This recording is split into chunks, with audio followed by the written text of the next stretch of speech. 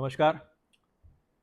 કચ્છ જિલ્લામાં આ ચોમાસાની સિઝનમાં અત્યાર સુધી ઘણો ઓછો વરસાદ નોંધાયો હતો, પરંતુ છેલ્લા 2-3 દિવસથી વરસાદની જે પરિસ્થિતિ છે એ સાનુકૂળ થઈ રહી છે. અને એમાં પણ રાજ્ય સરકાર તરફથી આઈએમડી વિભાગ તરફથી ભારે વરસાદની આગામી 24 કલાક માટે એક આગાહી કરવામાં આવી છે.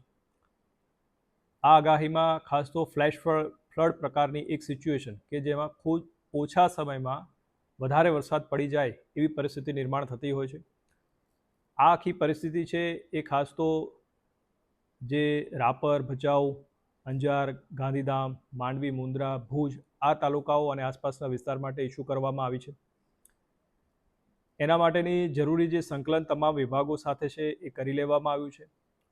ચાહે એ પોલીસ વિભાગ હોય, રેવન્યુના અલગ અલગ વિભાગના અમારા કર્મચારી હોય, શિક્ષણ વિભાગ, આઈસીડીએસ વિભાગ, હેલ્થ વિભાગ, તમામ નગરપાલિકાઓ, સાથે સાથે આર્મી, બીએસએફ, કોસ્ટગાર્ડ જેવી એજન્સીઓ સાથે પણ આના માટે જરૂરી સંકલન આજે આપણે કરી લીધું છે. આપના માધ્યમથી ખાસ લોકોને વિનંતી છે કે આ પરિસ્થિતિમાં મેં જણાવ્યું એ પ્રમાણે ખૂબ ઓછા સમયમાં અતિ ભારે વરસાદ પડતો હોય છે, એટલે રિસ્પોન્સનો ટાઈમ જે છે ખૂબ ઓછો મળતો હોય છે.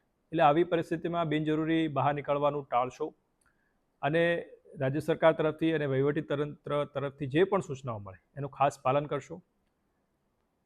આપને જે આ વિડીયો મળશે એમાં અમે અમારા જિલ્લા અને તાલુકા કંટ્રોલ રૂમના નંબર પણ એની સાથે શેર કરીશું કે જેથી આપને કોઈ પરિસ્થિતિ એવી જણાય તો એ કંટ્રોલ રૂમ ઉપર આપ ફોન કરી શકો છો અને જરૂરી મદદની માગણી કરી શકો છો. અત્યાર સુધીની આ પરિસ્થિતિમાં જોઈએ તો રાપરમાં સૌથી વધારે વરસાદ નોંધાયો છે અને એ જ પ્રમાણે ભચાઉ, નખત્રાણા, ગાંધીધામ એમાં પણ સારો એવો વરસાદ નોંધાઈ રહ્યો છે. એટલે આશા છે કે આગામી સમયમાં પણ આ પરિસ્થિતિ જે છે વરસાદની એ જારી રહેશે અને આપણી જે દર વર્ષની વરસાદની જરૂરિયાત જિલ્લાની છે એ પરિપૂર્ણ થઈ શકશે.